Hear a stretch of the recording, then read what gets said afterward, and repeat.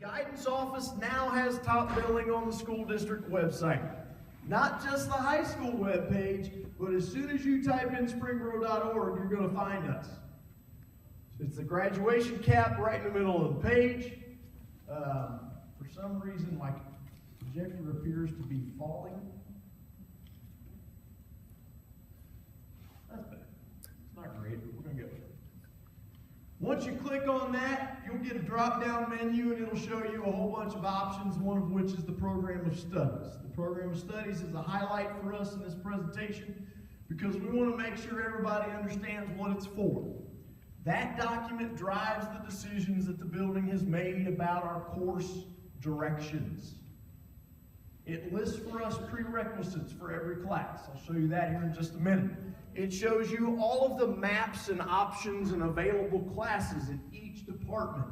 It talks about clubs and activities. It talks about awards and graduation requirements, NCAA eligibility, and all kinds of wonderful things that a lot of people are unaware of. Your kids are aware of it. They will never admit it, but they know it's there. This document is a PDF file. Once you open it up, you'll get to a wonderful cover page and a table of contents, and as you scroll through it, you will eventually get to the classes. The departments are listed in alphabetical order, so it starts with the business department, or aerospace science department, and business department, and so on. I stopped with a sample page from the science department because it allows me to demonstrate the 3 different levels of classes I'm pretty sure you know we have. The top, oh, I got a different page, it's a different presentation. Dude, that's what happened today. See, I used science in all the other presentations 12 times today, and now I'm on this one. I picked math for your group because it shows us a little bit of every grade level, different courses, geometry, algebra 3, pre-cal, all that stuff, and how they all kind of mix together in the department. Because you're at that phase now where you probably are done with Algebra 1. Maybe you're in the middle of Algebra 1, you're deciding, do you take geometry or CP or honors geometry? What comes after geometry if we're currently in geometry right now? And how do we make those decisions? One other quick note before I change pages. Occasionally you will find one that says teacher approval. Okay? And I don't want anybody to get misled by what that means when we say teacher approval. Teacher approval simply refers to let the teacher know if this is the choice you want to make. Mainly because we're trying to push kids forward. And oftentimes, you know your own kids, they try to take the easy way out. God love them, they will do everything they can to avoid everything. So, most of the time, that teacher approval notification will be in the standard level class. Though that's an appropriate fit for a population that we have, it's not an appropriate fit for every kid in our building. So we want to keep the numbers in those classes a little reduced. So we try to have that checked by a teacher just to make sure we get it accurate. Okay, moving on. What's it about in high school? How many people already have kids in high school? Well, I apologize for this section. You probably already know it. But this is the presentation we gave our kids, and we told them today we're going to show your parents the same thing, so you're going to get the same boring talk. High school graduation is all based on earning credits. The basic rule of thumb is if you complete a class, you get a credit for the class. If the class lasts all year long, it's a full credit. If the class lasts for a semester, it's a half a credit. If it's a physical education class, it's a quarter credit. So as we progress through, we try to get our kids to understand how many credits of English do you need to graduate from high school? How many credits of math, science, social studies are required to get your diploma? Springboro High School has some specific requirements that are outside of the limits the Ohio Department of Education puts on us. So we've got those listed for them, and they're up here on the board for you. Kids in the class of 2020 have to earn 22 credits to graduate from high school. That's a lot. but it's not an unsurmountable number if you figure on a minimum basis the kids should be taking 6 classes per day. They take 6 classes every day over 4 years, that's 24 whole credits. That's not that big of a deal. Okay? So we try to explain that to them. You're not going to earn 22 credits next year. Okay? A little kid asked me today, God love him, Mr. Collins, how am I supposed to take all those next year? You don't have to take 22 classes next year. That's impossible. So we need to cool our jets a little bit and relax. We're going to get it over 4 years. Okay? Your group is now under new testing standards. The exiting classes we have, the current seniors and current juniors have to pass the OGT. That is no longer in place for 10th and 9th grade kids. They have to pass, or rather earn, testing points based on the tests that you all know as PARCC or air tests. Now in Ohio, we are doing only air. So those end of course exams will focus on English 1 and 2, Algebra 1 and Geometry, United States History and Government, and Biology. That's the direction the Ohio Department of Education wants us to go. The class of 2018, which might be some of you, has got a physical science in there because we've administered that test as well. Okay. Within those requirements, there are some specifics, however. For example, your student's going to take 4 math credits.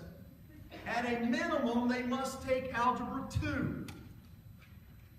Now, some of us have a pretty good idea. When we were in school, we took Algebra 1 and Geometry and Algebra 2, and that was it. But now you have to have 4 math credits, and one of them has to be Algebra 2. As we told the students today, once you get to Algebra 2, you're not done. You have to take another math class. That would usually be pre-calculus or something, Algebra 3 in that range. Some of your students are currently taking Algebra 1 at the junior high. That is a high school credit. So they're going to leave the junior high school with 1 math credit and only need 3 more. Generally speaking, we're going to have our kids take a math class every year they're in high school. As we get to talk a little bit about some college preparedness, that's something we want to continue to see out of it. We also have to have science that includes chemistry or a physical science above biology. World history, United States history, and government are required. We also have expectations that they will have a plan for phys ed. I'm going to come back to this a little later on, but you can get out of high school without taking a phys ed class. It's a little bit of a paperwork nightmare, but we've got it figured out. Financial literacy is also a new movement that we have. We think this is a big deal, and we really like it. It's been a very positive impact on our kids. The kids are really speaking highly of this experience, but that's also required now for getting your high school diploma. So, today your kids got 4 pieces of paper. 3 pieces of paper, not 4, I'm sorry. The first one was a planning tool. Okay?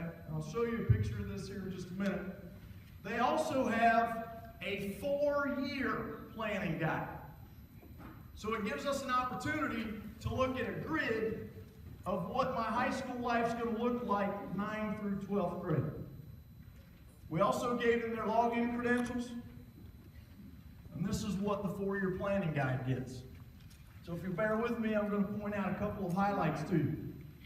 On the left-hand side are all of the areas that are required for graduation. If you read down the column, you will get to where it says 5.5 elective credits. It is not uncommon for people to be confused by what the word elective credit means. Elective credit, by definition, is any class that you take above the minimum requirement.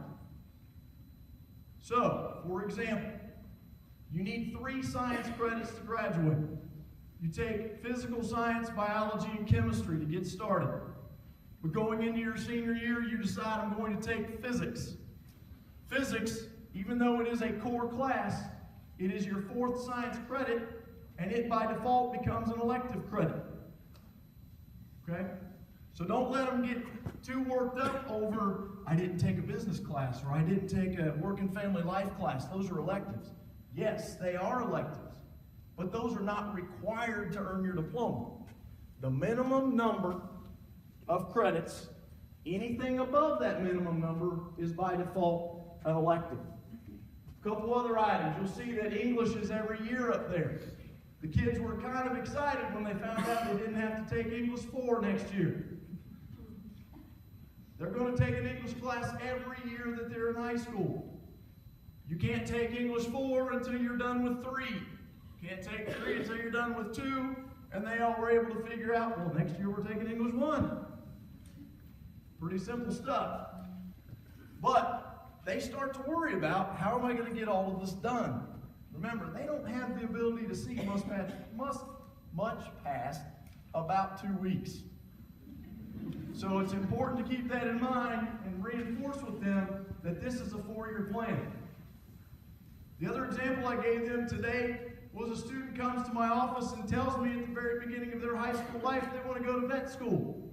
I want to be a big animal vet, Mr. Collins. I want to go to Ohio State and be in their agriculture department, and I want to work on horses. Fantastic. What class do I take? All of them.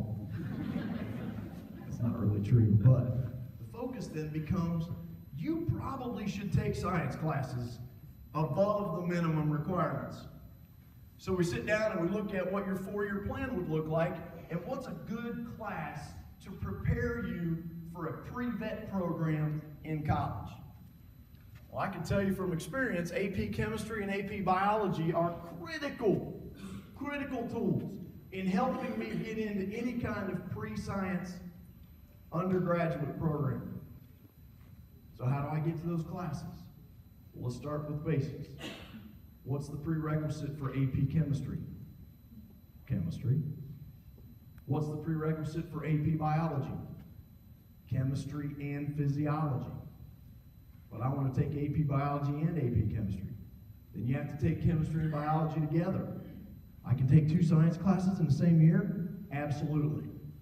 And that kind of shocked them today because they're not used to having 2 sciences. Most of them are in the back row rolling their eyes going, there's no way I'm taking 2 science classes. But that's part of the story. It's the stuff that we have to get them to understand that's available for them. So the point of my story up here is there is a way for you to get to what you like to do within the limits of what you are required to do. Okay? So that paper they have, please take a few moments and have them show you this document and have them explain to you what it is. That creates a great conversation piece, and it turns it into a team affair, planning what their high school is going to look like. And all of a sudden, you guys are not the enemy. And that's a huge part of this. It's a team affair. No one here is adversarial about it, but we need to understand what the rules are. Okay, moving forward, I've dwelled on that enough. So, I'll bet there are a large number of people out there that are asking themselves, does my son or daughter take non-CP, CP, honors, or AP? Ooh.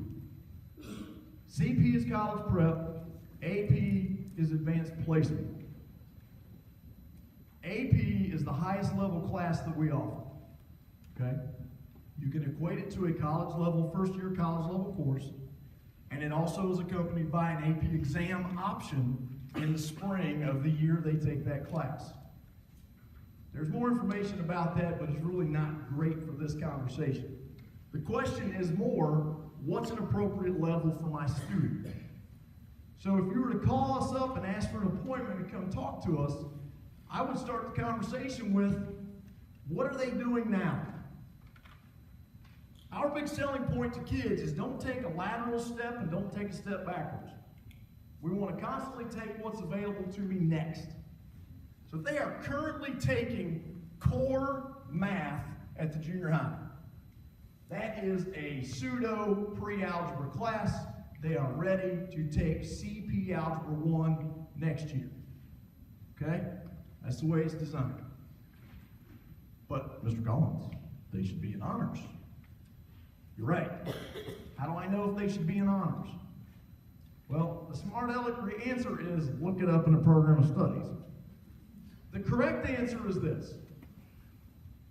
If your son or daughter received a gifted letter last week, that cites a date in their junior high and elementary years in which they tested in a cognitive abilities test or a subject area test, and they scored above the 95th percentile of all students taking those tests.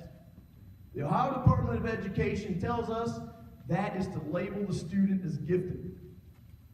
So our definition then says, if you score there and you are labeled gifted, you automatically qualify to take an honors level class in that subject area. Okay? So on the letter, there are actually 5 different items. There is an item called supercognitive, which trumps everything. Then there is an English, a reading, a social studies, a math, and a science. If they are gifted in any one of those areas, they automatically qualify for an honors level course. No questions asked. Doesn't necessarily mean they should be in there all the time. You know your children better than we do. But it means they qualify. So the next obvious question is, whoa, wait, Mr. Collins, hold up a second. My daughter does really, really good in English, but she didn't score gifted on an English test. Can she take honors English? Absolutely. Absolutely. However, there's a couple of little hoops we want to check on. Number 1, is she getting a 95% in English right now? If she's got a 95% in that class right now, she can automatically take honors English if that's what you would like her to do. Okay? Mr. Collins, she only gets a 93, but she loves literature. Perfect. Sign her up for honors English if that's what she wants. The only loophole here is we're going to check grades for automatic qualifiers. And remember, we want to make sure they're in the right fit. So we're going to send you a letter that says, I'm sorry, Mr. Will Height, your daughter only had a 93 first semester in English. You need to sign an override form because you'd like her to be in Honors English 1. No one's going to be offended by this because this is just a standard procedure and it makes everything consistent across the board for us, making sure that you know that we know what the standards are and what the expectations are for your student. Simply return the override to us, and we're good to go. So there's really 3 ways you can get into an honors class. You can automatic qualify by gifted, you can automatic qualify by a grade, or you can simply fill out an override form and have them take that class. So what's their current level? That's the question. Automatic gifted, gifted letter, and come on baby, you gotta change. There we go. There's all my answers to my questions that I just gave. Overrides and all of those sorts of things. Okay? So again, we don't want to keep anybody out of any class that they want to take. We surely want them to be challenged at a limit that they can handle. But we also want to make sure everybody's aware that we've got a pretty consistent Mendoza line to work with. And we want to be sound with that as often as we possibly can. Okay? Moving on. So this is the second biggest question that we get in our office. We're really worried about their GPA. They really got to get a competitive GPA. I understand this. I understand this as a professional in this area. I also understand this personally as a father. Okay? And I believe that the guidance office really has a solid grasp of this, and this is a problem you have to wrestle with in your family. The message to your students was this: what does your family hold as more important? And that's really the direction we encourage you to go. I'm not going to keep a kid out of a class that they want to take. But I also feel it's important that they are constantly challenged. And I use a group of boys that some of your parents in here I'm very close with, and so I know their sons very well, and I know they don't do much.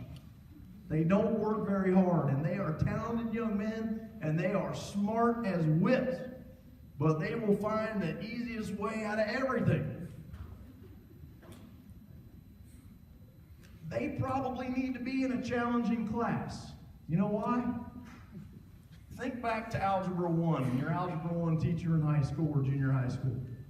You get 15 problems of homework. The first 5 problems everybody in America can do without being in class. They're boring, they're so easy, it's ridiculous.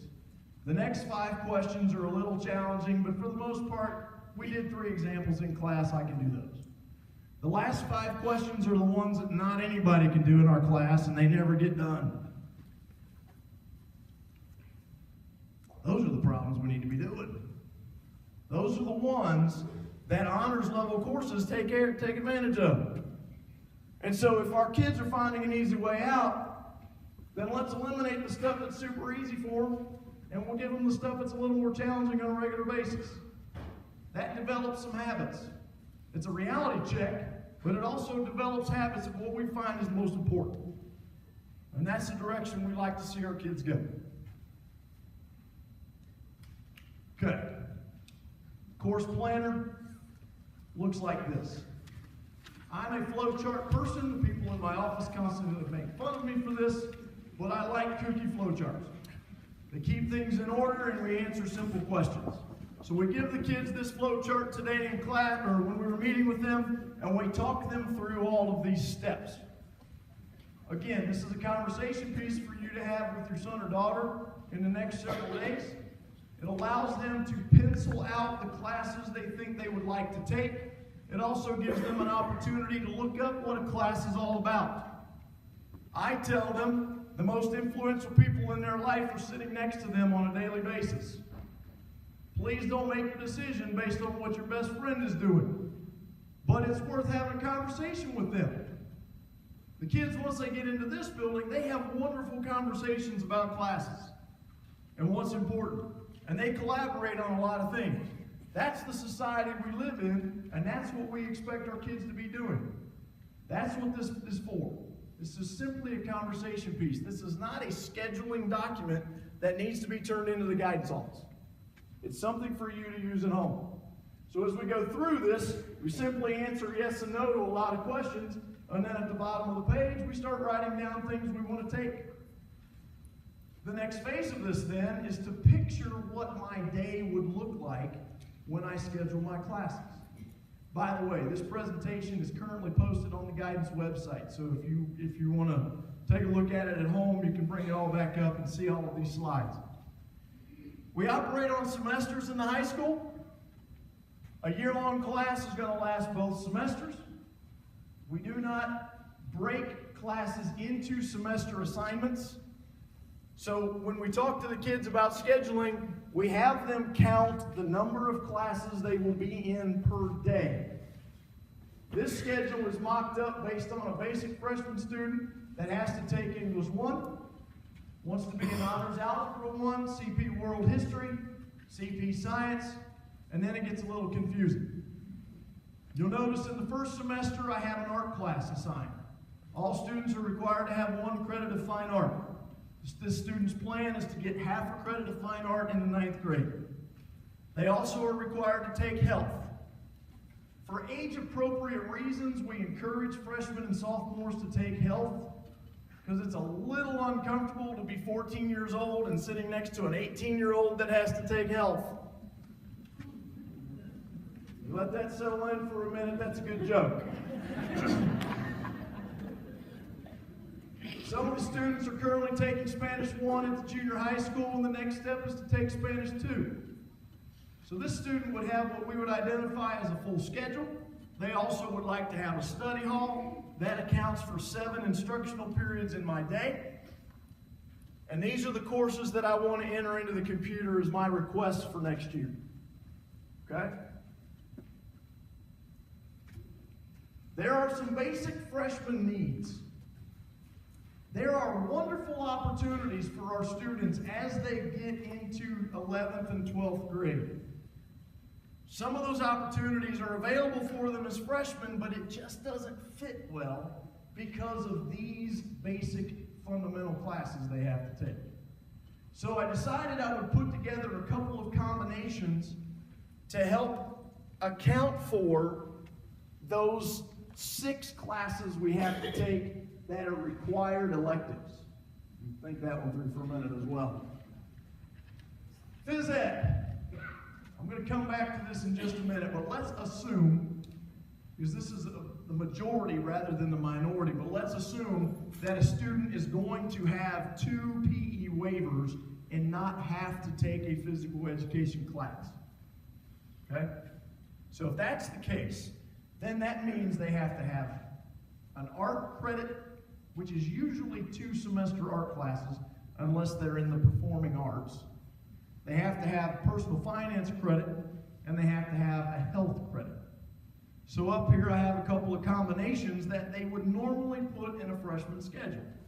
Half an art and a health credit. That would be a class assignment. 2 half art classes. Introduction to art is the first art class you take in the visual arts. The other art classes follow that. Photography, sculpture. Those prerequisites kind of fall in line once you get started. Maybe I don't want to do art. Maybe I want to take health and intro to personal finance because I'm going to plan on being in concert band. Concert band is a performing art. That meets my 1 single art credit. Incidentally, marching band is a PE waiver opportunity. Maybe I'm interested in ROTC because ROTC is also a PE waiver opportunity. So you can knock some things out if you're a little creative and look at what all of your options are. The PE waiver.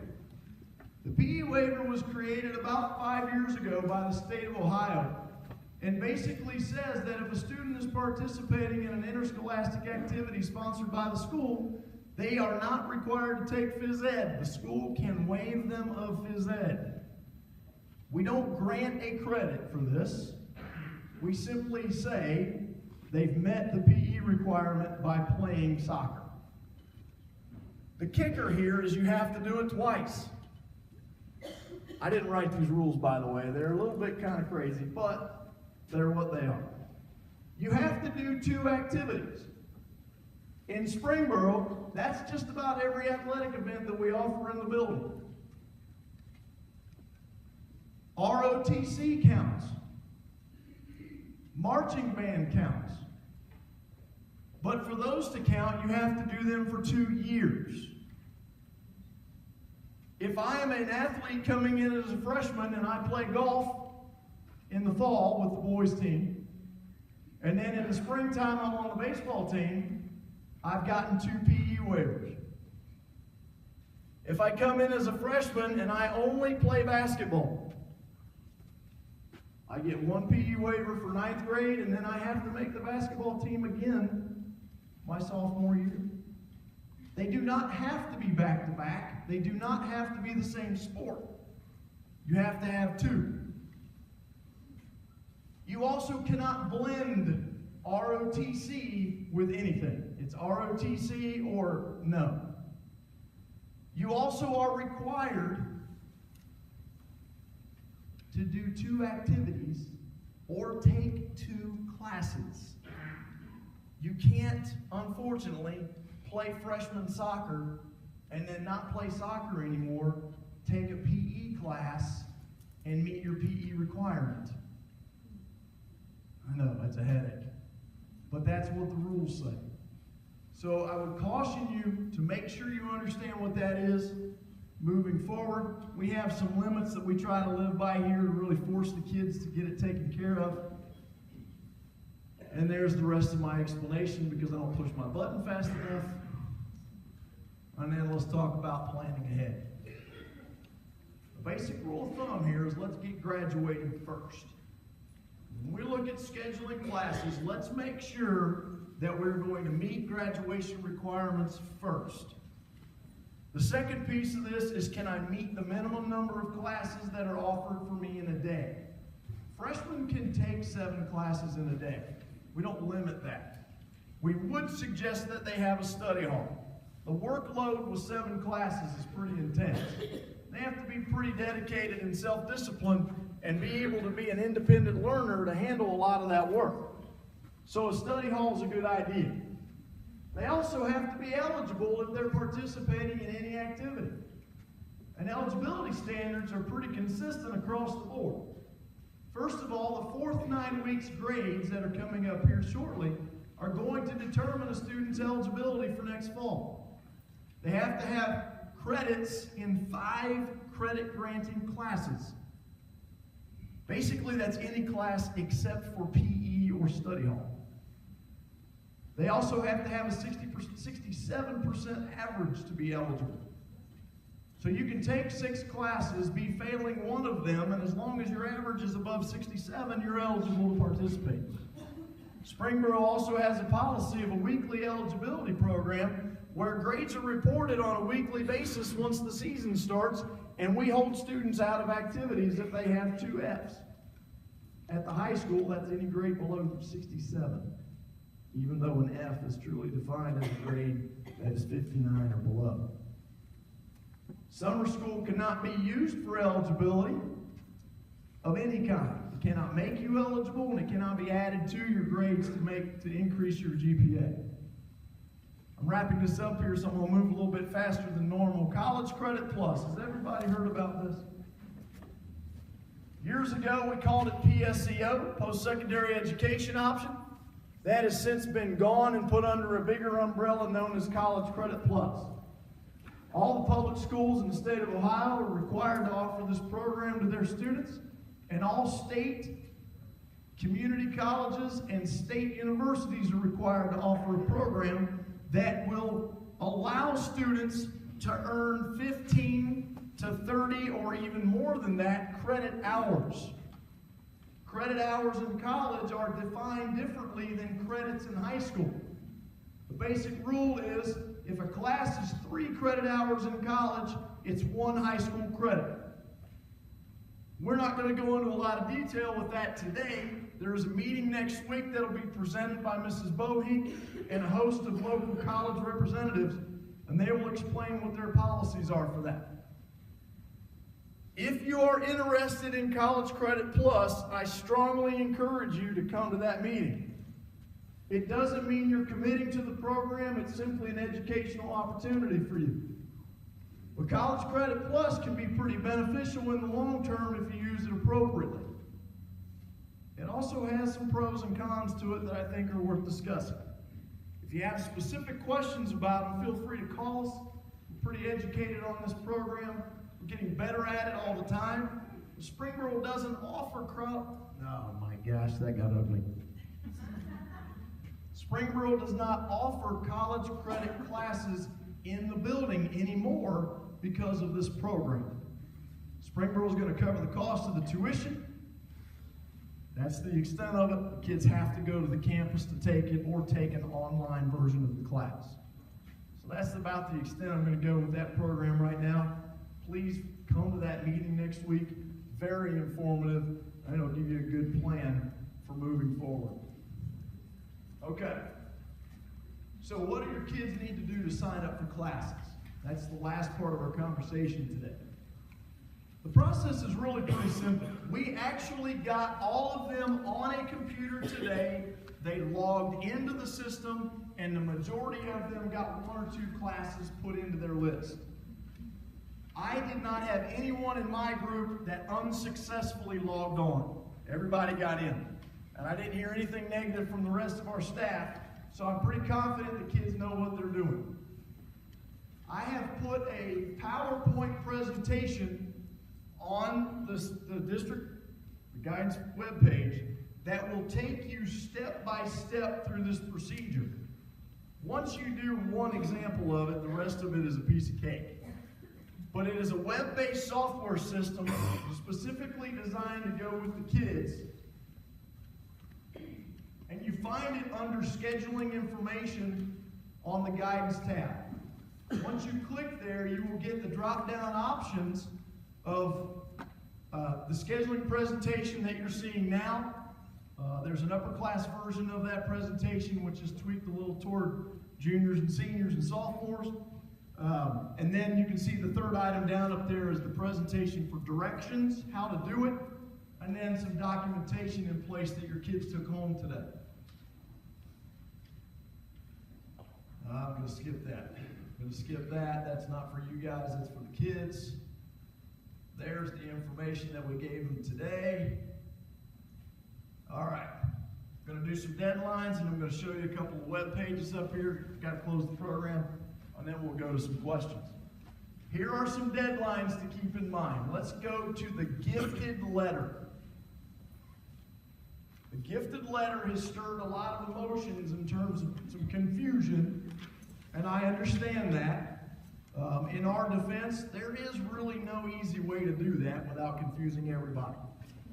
So we apologize for that. What we really need from the gifted letter is we just need it returned. We are required to notify you of the gifted status, and then we need you to tell us what you would like to take.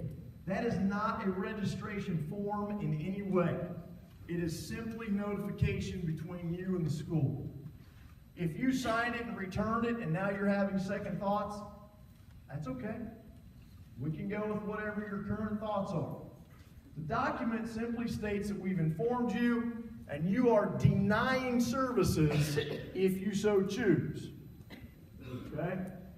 You can change your mind whenever you're ready to do that. The deadline for that return was actually yesterday. That was a bit of a jumbled up mistake as well. We really need those by next week, the 24th.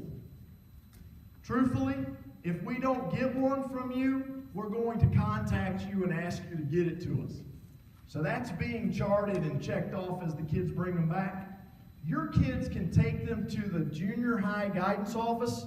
I think Mrs. Coulter's taking care of those for us over there, and they're going to end up in our office in a week or so. So please try to get those back to us.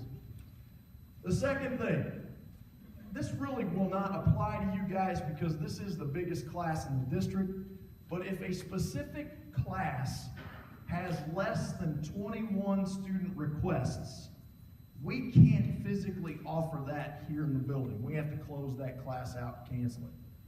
We won't know the answer to that for another month or so, but if it does happen that your student is signed up for a class that's going to be canceled, we will contact the student and we will do the best we can to inform you as well. And we will give them the options of what they would like to pick in its place. Okay? So that's a pretty critical number for us to be able to function. A couple other things. You are not picking the period of day, and really you're not picking the teacher either of the class that you want to take. Now, I'm not naive enough to stand out here and think that everybody's happy with everybody and all of that works out hunky-dory. But the truth of the matter is, we have to learn to deal with situations and adjust and accommodate. So that's part of the process as well. The only thing we absolutely can guarantee as a school district is that we will have English, math, science, and social studies and the graduation requirements. Everything else is gravy if we have space to do it and staff members to present it. So keep that in mind as we get older and we progress over the next couple of years. Summer school is always an option for us. Question came up earlier this evening, can an 8th grader take summer school? Absolutely, because you're no longer in 8th grade. As soon as the last day of school hits and you're promoted, you're now in 9th grade. Summer school options are available for us really in about 4 different areas. Phys ed, which we've offered every year for the 100 years I've been here. Health, which we've offered every year for the 100 years I've been here. Original credit government, and Intro to Personal Finance. Those are the classes that we offer as original credit. The rest of our current curriculum for summer school is really driven by failures. Hopefully that's not you guys. That's not an easy conversation to call home and say, Mrs. Mitchell, I'm sorry, but Jonathan needs to retake English 1. That's no fun. We don't want to get to that point. But that's really what we have as summer options. Summer information will be available right after spring break. The registration is very simple. It's put my name on a paper, pick the class, turn in my money. That is a self-funded program, and the public has to pay for that as they request it. Your kids can do that. Phys ed is 10 days. You can take a phys ed class and be done with it in 10 days. Health is 10 days. There's 2 sessions for summer school, session 1 and session 2. You can take a phys ed and a health class over the summer if you want to. Okay? So that's the direction summer school goes. More information will come out of that. Truthfully, in the last several years, we have not filled up. It has not filled up. There's been plenty of space. But it is on a first-come, first-served basis. Schedule changes. Schedule changes can be made up until March 23rd. Now, what is a schedule change? Well, I changed my mind. I don't want to be in that class. Mr. Collins, can you please put this on our schedule instead? The guidance office will handle all changes from you up until March 23rd. At that point, we are not letting students and parents make changes to the plan because we have to plan for next year. So we need those numbers in place, and they need to be very solid for us to function. You can imagine scheduling 1,923 students is kind of a challenge. So we got to have some time to do that and find out how we're going to get them all in a seat. But those numbers are they're steady, and we don't do schedule changes once we return to school. Now that's not to say we won't change your student's schedule, but to be very honest with you, if your student signs up for, I'm going to use Spanish 3 because I don't think that'll be anybody in here, but oftentimes we'll have students sign up for Spanish 3 and they decide coming into school in August, no, none of my friends are in that class, I want out. Mr. Collins, I'm not taking Spanish 3. We just created a class for you to take Spanish 3. So we really can't allow that to happen. I'm sorry, it gets to be kind of painful sometimes to tell a kid no, but the truth of the matter is, if it's not a good fit for them, then we will have that conversation and we will make the necessary changes to get them where they belong. I will guarantee you that. We will do whatever we can to get the best fit for them. Sometimes their first selection isn't always the best fit. We get that. But we want them to try, and that's all starting with where we are here today. Okay. How do you contact the school? Well, everybody's email address is posted up here. I don't expect you to remember it. You can get us right on the guidance webpage and email us right directly from there.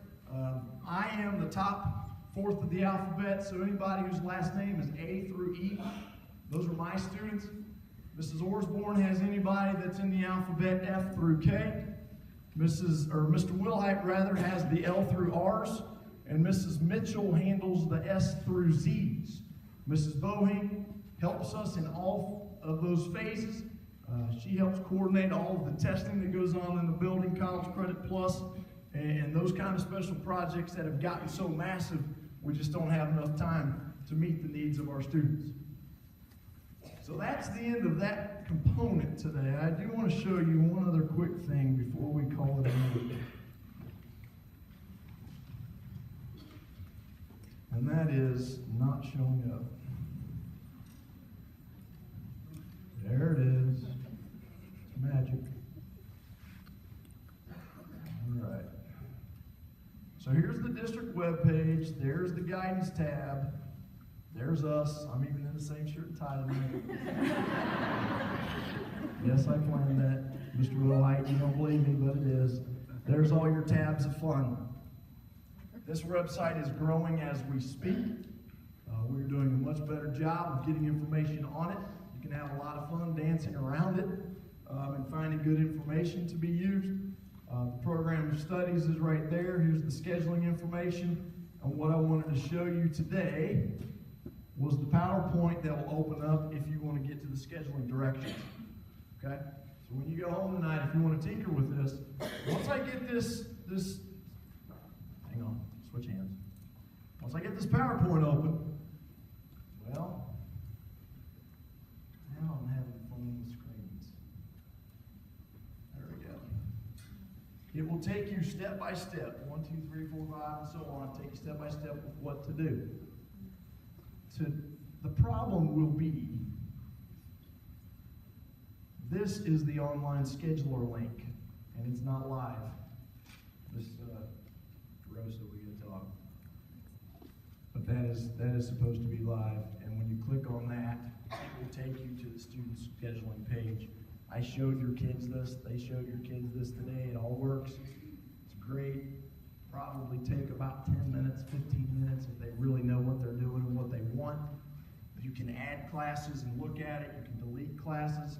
The only key is do not hit submit at the very end. Submit sends it to us, and then you're done. So if you want to play around with it for a couple of days, if you log off, it will save what you've put in it, and then you go back and take a look at it and talk to friends and parents and all that kind of stuff, and it works out real nice. We do need it to be done by February 24th because we're going to turn it off on February 24th. Okay? So the kids won't have access to it anymore after next week. We have found a week, including a weekend, is more than enough time. They just put it off and put it off and put it off and never get it done. So keep that in mind. That's really all I have to show. I have no idea what time it is right now. What was that 23rd of March date? Okay, the 23rd of March date is when we are no longer going to do schedule changes. Okay? So we're going to shut the system off next week, but you can contact us and have conversations about it. We will make changes for you and then send you a screenshot of what it would look like in an email, and that's a pretty efficient way for us to handle it.